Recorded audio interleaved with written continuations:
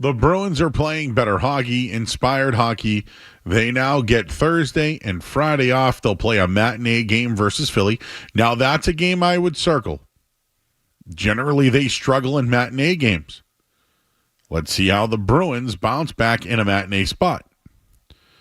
So that's something I would at least circle when it comes to the Bruins. But what were some of the takeaways tonight? The Bruins stay hot. The offense that struggled so much for the first month of the season looks like it has some rhythm. I mean, the Bruins have averaged 4 goals per game over the last 5 games. They just had a home shutout loss, if you remember, against Vancouver, and since then they've been hot. But they did another good job of lighting the lamp tonight.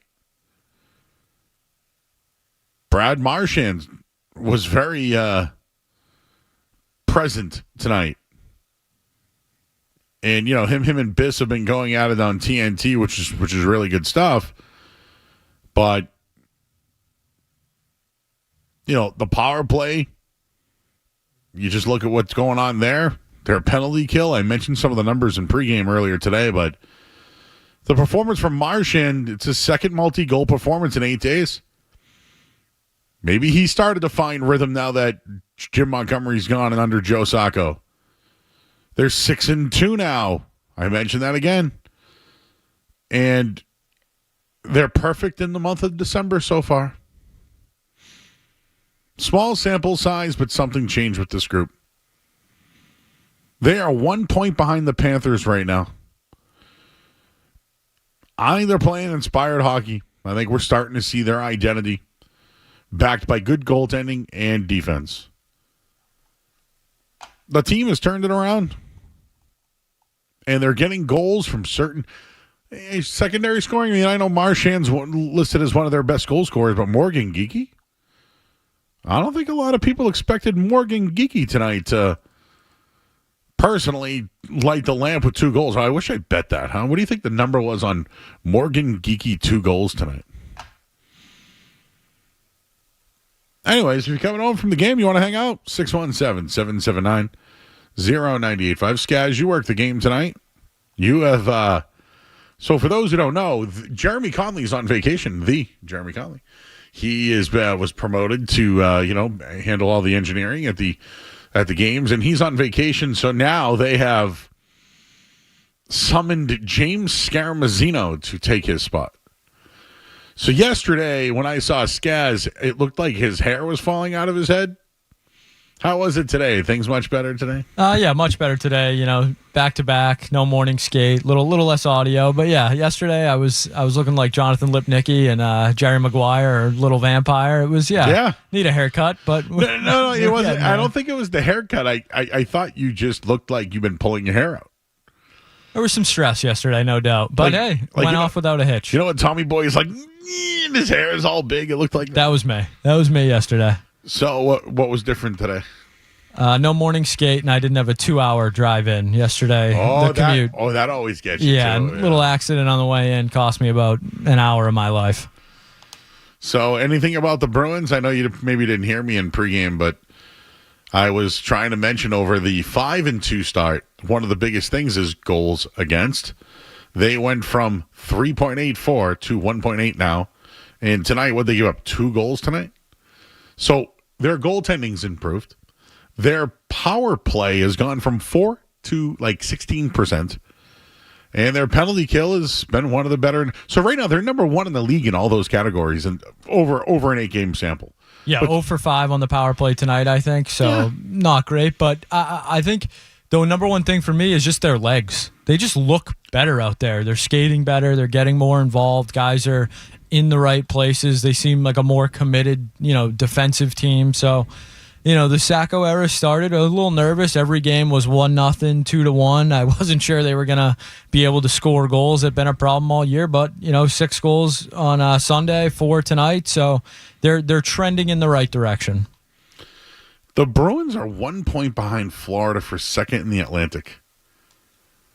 Can you believe that? And you mentioned the legs. I think they're playing tighter defense. They're more structured for sure. And now those depth pieces that we thought just weren't good players are starting to play well. I've been impressed.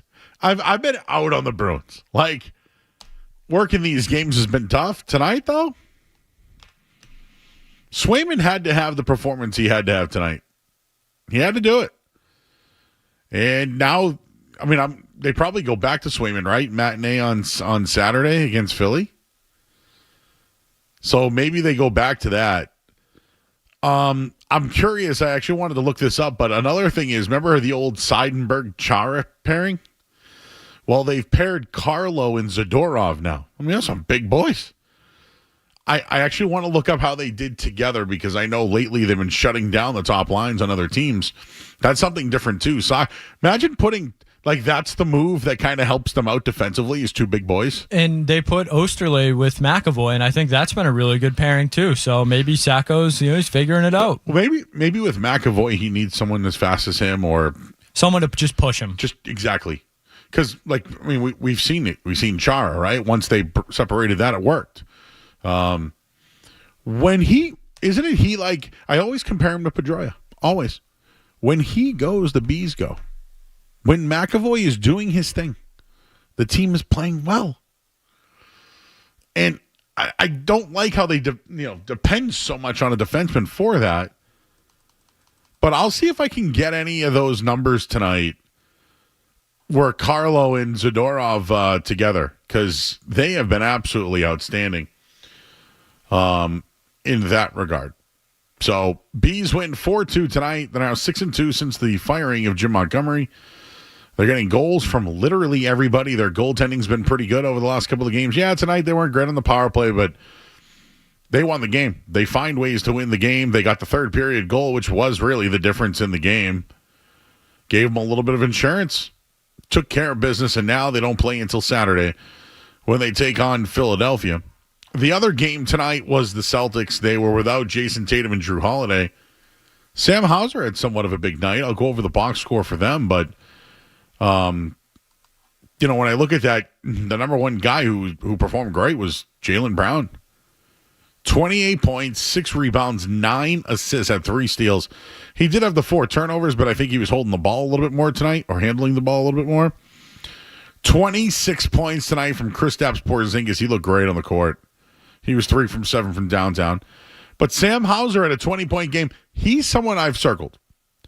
I think Hauser's, since that shot at the end of the game was a week ago, he's been coming along a little bit. If they can get more production from him consistently, I don't know, 5 threes tonight, I'm not expecting that, but can he knock down a couple every game? Yes. Al Horford tonight, 30 minutes, 14 points. Derek White, 14 points, and ho-hum off the bench. Peyton Pritchard, 34 minutes, 5 threes again tonight. He had 5 rebounds, 4 assists, also had 4 turnovers in the game as well. So they take down Detroit 130-120. They're taking care of business right now. And no Jason Tatum, as we mentioned, first game of the year where he did not play. Probably just a night off, I assume. It's hard to tell Jason Tatum to stay out of the lineup. But I will say this about Tatum. He made mention about being up there with greats. He's done multiple interviews, and I think he was with Forbes. Was that who was talking to recently? He wants the MVP award. He wants it. And there's some numbers that back up maybe he should. I mean, there's 2 players in the league that lead their team in points, rebounds, and assists. And the 2 of them are Nikola Jokic and Jason Tatum. And I just want to bring up the fact that some writers do get tired of voting for the same guy. And I think at some point it's coming. This might be the year. So him missing a game tonight I don't think hurts him. But I do know that Jokic has missed games. And I just think he's on his way to an MVP. I think Jason Tatum's on his way. And in his interview, it's one of the things he wants to accomplish this year. Go for it, man. Peyton Pritchard, go for Sixth Man of the Year. Jaylen Brown, go for whatever you want, bro. I get some more thoughts on Peyton Pritchard, by the way. Everyone seems to have an opinion on Pritchard, huh? It's like a hot button topic. Everyone's got a thought on him. Anyways. All right, well, if you want to hang out with us, 617-779-0985. I got some takeaways from the Celtics game tonight. Bruins winners again now on fire. Fire. Since the firing of Jim Montgomery, the Boston parlay was real tonight. What else? You want to do some Patriot stuff? We can do that if you want. I got some numbers regarding the defense that are bad. I heard some really good Vrabel talk in the first hour. Oh, Vrabel talk, huh? You want to do that too, Skaz? I'm sure we can certainly get into that too. But if you want to get in and get on, this is the time to do it. We got 30 minutes to go. 617-779-0985. I'm Joe Murray. Talk to you guys right after this.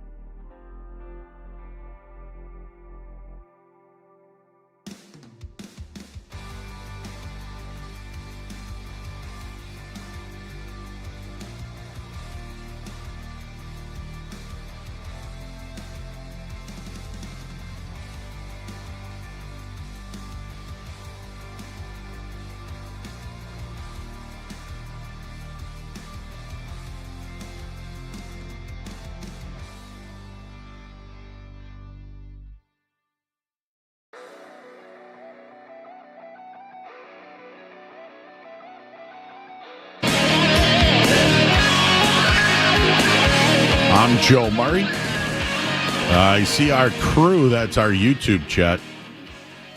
I feel like we need to, like, should we call them like the mermaids? Or like the merchants? The Joey merchants? I don't know. We can come up with a better name than that. I see Gabe in there. Prince Humperdinck. Einbein. See all them in there. Hello. Oh, they're talking about Jalen made a interesting gesture tonight, huh? Huh? Interesting gesture tonight? I remember The Undertaker used to do that in WWE. Then they told him he couldn't do it anymore. Very, very, very, very interesting. So let's keep our eyes open for anything that may be happening as far as breaking news. I know that we're waiting on the Juan Soto situation. Who knows whatever is going on in the NFL? There's always something that could be changing throughout the night. But as of right now, the storylines are Bruins win 4-2. Celtics winners over Detroit. I mentioned Tatum MVP numbers, plus 550, says Benny. That's a good number. 550? That's a good number. Corey says, I sure hope that Tatum does win the MVP. Sixth man of the year. Right before the season started, Joe was talking bets and he mentioned Pritchard as sixth man of the year. Did you see what the odds were today, everybody? He is minus 250, which means that it has now been bet up. Everyone has bet on it. There's no value. 250 gets you $100. Just not worth it. But let's look at a couple of the takeaways tonight from the Celtics here. And, of course, if you'd like to join us, you can do it on YouTube or you can call in 617-779-0985. Celtics won their second straight game without a pair of starters in there tonight against the Pistons, 130-120. Jaylen Brown scored 16 of his team-high 28 points in the first quarter. 6 different Celtics scored in double figures on the night. It was balanced production. I mentioned no Tatum, no Holiday in the lineup.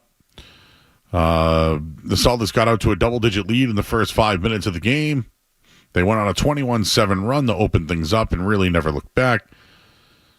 Sam Hauser mentioned he had 20 points in the victory. He was the fill-in starter tonight. Kristaps Porzingis also filled up the box score with 26 points in his fourth game of the year. And they'll play Giannis and the Bucks on Friday night. So we got the Heat to open the week and the Bucks to close the week. I think the Heat stink, but tonight the Heat played pretty well, huh? We'll tell you that. But no Jason Tatum, no problem tonight for the Green. And I will say this, the Celtics generally struggle with Tatum off the floor. I mean, they have a 0.1 net rating when he's not on the floor per 100 possessions. Boston led by double digits from the start of the game tonight. All 5 starters scored in double digits. And for the most part, Jaylen Brown caught fire early. Took over the game. Sam Hauser found his groove from the perimeter. And the Celtics turned basically their defense, or one of their defensive issues, into a huge strength tonight. Forcing turnovers. Celtics entered the game ranked 22nd in turnover rate, but we're all over the place tonight when it came to they had 30 points off of 19 Pistons turnovers. And it almost matched their season high of 20. Pistons are one of the worst teams in the league when it comes to taking care of the basketball. And the Celtics put some extra pressure on the ball handling tonight. It worked. It worked for Joe Mazzulla and his crew. I did just want to go back to the Tatum stuff that I mentioned from the Forbes magazine. I'm going to pull it up real quick because I thought there was some pretty good stuff there, and we didn't really play any audio from it, but one of the things Tatum said, this is his quote, Jason Tatum says his goal is still to win league MVP and finals MVP. And I think this year he can do it. He's completely capable of it. I know that some of these guys have individual awards and it's about the team, but I think he personally knows he's on the best team. He knows he can be better than what he was last year. Tatum changed his shot this year, and he's been absolutely outstanding. But for him to win the league MVP, the team to be the best team in the league, and potentially win back-to-back championships and win a finals MVP, I know that his famous quote was, what are they going to say now? But what would they say now? And I think now, Scaz, we have found out, because I have talked about this. I have said that Bontemps is a Jason Tatum hater. Oh, and it's been proved. It has been I've been on that one for a very long time. Whenever the ballots come out, you ever notice everything is Bontemps somebody else? So I think it's now confirmed that an NBA writer who has votes on whether it's MVP or playoff awards has a bias versus Jason Tatum.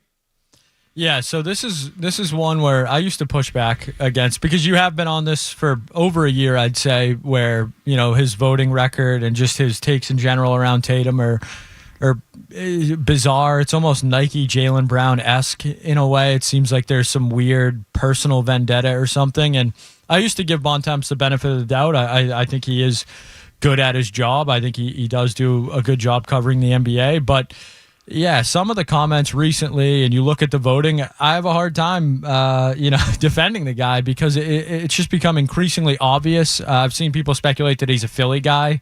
Maybe it has something to do with that, where they just bury Philly so many times. He can't stand Tatum. But yeah, I like to think, I don't like to do this media guy's biased, the Nick Wrights of the world and so. Give him the benefit of the doubt, because people call us biased, and I like to think that we aren't, Joe. I'm sure that'll get clipped and called a green teamer, but we just said the Celtics were the best team, and they were, and we said they were going to win the title, and they did. So I don't like to think of that as bias, but when it comes to Bontemps and Tatum, he has a track record of downplaying what Tatum has accomplished, downplaying Tatum the player. So yeah, it's I can see, unfortunately for Tatum, that's a guy with a vote that has I don't want to say personal, but some kind of vendetta against him. What does he have to do to change his mind? Change his name, change his jersey, maybe. I don't know. What would Tatum have to do? Listen, here in Boston or New England, this has been going on for years, man. 1999? Pedro Martinez didn't get a Cy Young vote, or an MVP vote. Sorry, he was going to win the Cy Young, but he should have been the MVP. And voters just went against Pedro because they didn't like Pedro. It's probably happened with Tom Brady, right? Tom Brady won too many times on the MVP, so somebody else got it. I mean, I think one of the more famous ones is Shaq. I mean, Steve Nash winning an MVP. Oh, that's right, yeah. I mean, Steve Nash, all-time great player, Hall of Famer, but there are instances where these guys, Shaq, Jokic, guys that are, I'm sure it's happened to LeBron too at times, but guys that are just so good, it gets held against them because the standard is different. Yep. One other thing that got clipped to being a green teamer was my comment was that if Peyton Pritchard played on, let's call it the New Orleans Pelicans, and he was a starter and averaged 25 points a night, he'd be an all-star consideration. So my point was that if you take the name and the player Peyton Pritchard out of it and just keep the stats, a guy with those kind of stats would be an all-star. So I've heard the name Trae Young versus Peyton Pritchard a couple of times. So how about we just stick to facts and what happened tonight? The Hawks won their game tonight. Trae Young had 17 points, 4 turnovers. He went 6 of 19 from the field and 0 for 9 from 3. All-star, right? People like him a lot. Okay, this is Peyton Pritchard's line. I can't wait to hear what people say about this one. He played 34 minutes. He shot 7 of 15. He went 5 of 13 from the field. He had, what did he have tonight? He had 5 rebounds, 4 assists, 1 steal. He did have 4 turnovers and 19 points. So, guys, people think that I'm crazy when I'm giving you actual numbers Facts. No green snot. Just facts, right? Two players played games tonight. And you were trying to find comparisons. Is Trae Young an all-star? Yes. Okay. So Pritchard's 19, 5, 4, and 1, and his 34 minutes off the bench would be all-star worthy if Trae Young is a all-star, right? It's one game. Oh, it's just one game. Okay, so it's just one game now. It's because it's Peyton Pritchard. It's because he's the little white guy who's a point guard, who played at Oregon, who's a good college player, who's now a gimmick, right? You're not going to like this, Joe. If I went player A versus player B. Yes, I think Peyton Pritchard would win most of those matchups. But when you're talking about Peyton Pritchard becoming an all-star, you think he's the sixth man of the year this year, right? Yes. Only one player in NBA history has ever been the sixth man of the year and an all-star. Jamal Crawford. Manu Ginobili. Oh, wow. How did I miss that one? So, well, he's a Hall of Famer. Yeah, exactly. So that's the standard, though. For someone that doesn't start to be an all-star is incredibly, incredibly difficult to do. I mean, I like Peyton Pritchard. I think he's a tremendous player off the Celtics bench, but there are so many elite guards in the NBA. I agree. Oh, no, I agree. My point is numbers. If he puts up 25 a night with what people miss most about Pritchard's game is his assists. Like tonight he had 5. He's also a sneaky good rebounder. Very good. What do you have, 5 tonight? 5 overall tonight. This isn't a love fest for Pritchard over here, okay? I just want to be right about this one. I get you. You can give me all the guards in the world, but you know what? What player has more points at guard than Peyton Pritchard this year? So you said one game? How about the year? I saw Jaylen Brown putting out some good Peyton Pritchard propaganda. He's got more 3-pointers than Steph this year. I think I saw that. This isn't biased green teamer conversation at my end. And Skaz is actually telling me I'm wrong. I'm not saying you're wrong, Joe. I'm just putting the facts You're out there. putting facts that only one player in the history of the NBA has been sixth man of the year and an all-star. Yes. It's happened one time in history. So therefore, Joe, you didn't do your research. You don't know what you're talking about. So now we have research, right? Where other people just go blind and say, Peyton Pritchard. You know what? Who can vote? When does the voting start for All-Star games? I hope Tim Bontemps can't. Because I used to go to Fenway Park back in the day, and they used to keep the little voting thing. I voted all the time. I voted Noma all the time. Noma needed my vote because think about his competition at shortstop.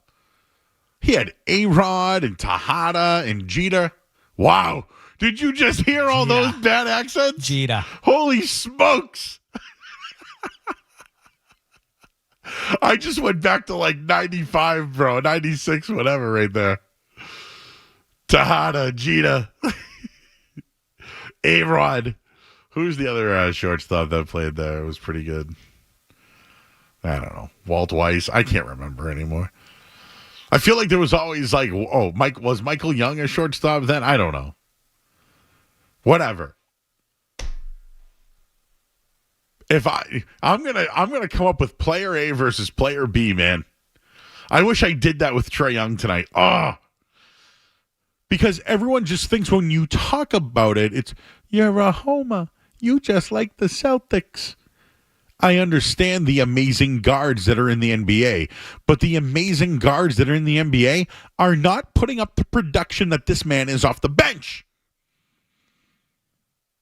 Fact. That's a fact. Facts. All right, well, let's take the final break of the night. We ate a lot of pizza. I ate a lot of pizza tonight. I just saw McCarthy leave with a box. Is he going to sleep on that thing on the way home? I told him and Stenberg to both take a box. Oh, man. How's Joe back there? He's still awake? All right. No pizza sleep for Joe yet. I'm not going to lie to you, man. I've ate so much pizza, I got to go to sleep. Like this, that knocked me out, bro. You got Pepe'd? Oh, yes. I got Pepe'd, all right. Oh, man. You know, I feel like Trae Young tonight, trying to move around the court. Feeling like Bam the other night. Oh, yeah, Bam. Oh, that's a better one, Bam. They bounced back pretty well tonight, though, huh? Hey, you know what? Let's on the other side, something's going on with the Lakers, huh? Let's do a little of that as we, let's crap on everybody. All right, we'll do that before we go home. I'm Joe Murray on the Sports Hub. You're listening to Joe.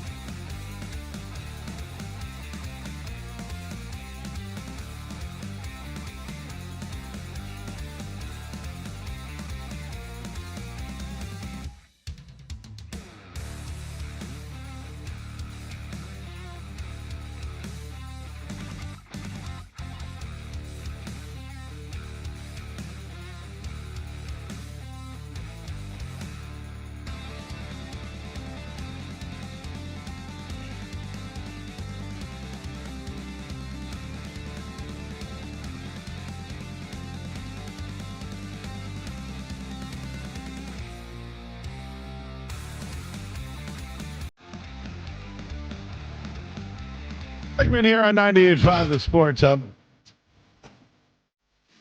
All right, I got one more for you, Skaz. One more, okay? I heard this person mentioned as Sixth Man of the Year. So, Sixth Man of the Year, player A mentioned today. Played 32 minutes. Went 3 for 12 from the field, 0 for 3 from downtown. Had 4 rebounds, 2 assists, 8 points. This is what someone suggested should be the Sixth Man of the Year over Peyton Pritchard. Do you know who that player A is? I do not. My first guess would be like Naz Reid or Malik Monk or something like that. Benedict Mathurin. Your guy. You're a heavy investor in Benedict Mathurin. I sold the card, so he's no longer a heavy investor. No longer. But that was the name that was supposedly better than Pritchard. So I'm just giving the facts. I'm going to have to do a Facts of Life remake with Joe Murray. I just was thinking about it. Take a bet, debate about the facts of life. You got to have like something better than like the facts of strife, or like I can come up with something better than that. Have you ever heard that song? I never know what the hell the lyrics. I don't know. I know the chorus, of course. But anyways, while we do that, I just wanted to take this moment to crap all over the Lakers tonight. The Lakers lost to the Heat, and the Heat stink. I've already told you that they stink. But I just wanted to share that things aren't going so well for the Lakers. They've lost to Denver by 25, Phoenix by 27, Minnesota by 29. And tonight, they lost to Miami by 41 points. It's the first time in NBA history a team with a winning record has lost by 25 or more 4 times in a 7-game span. Now, yeah. You take the good, you take the bad, you take them both, and there you have the facts of life. The basketball facts. There's a time you gotta go and show you grow, and now you know about the basketball facts. The basketball facts. When the world never sees. Because they don't watch basketball regularly. And suddenly you're finding out the facts of basketball. About you. So if you want to go at someone, don't go at me. You know who you can go at? The head coach of the Lakers. What was his name again? Who took the job there? Come on. Duke guy who came on this radio station and brought up facts and stats and maths, and he sucks. So don't get on me about Peyton Pritchard. Get on that guy for sucking and using math. Math works. Yeah, you lost by 41 to the Heat. And you're the first team in NBA history with a winning record to lose 4 times in a 7-game span by 25 points or more. Welcome to the history books. You suck. Time to go. Why can't I think of the guy's name? Duke basketball player. That would be one J.J. Redick. J.J. Redick. You can't spell dick without Redick. And he certainly was on our airwaves. So again, go at him and his math. Not my math. My math is facts. The facts of life. Basketball facts. All right, for James Scaramazino, intern Joe. I'm Joe Murray. I eat pizza. Thanks, Frank Peppies. We're going home. Bye.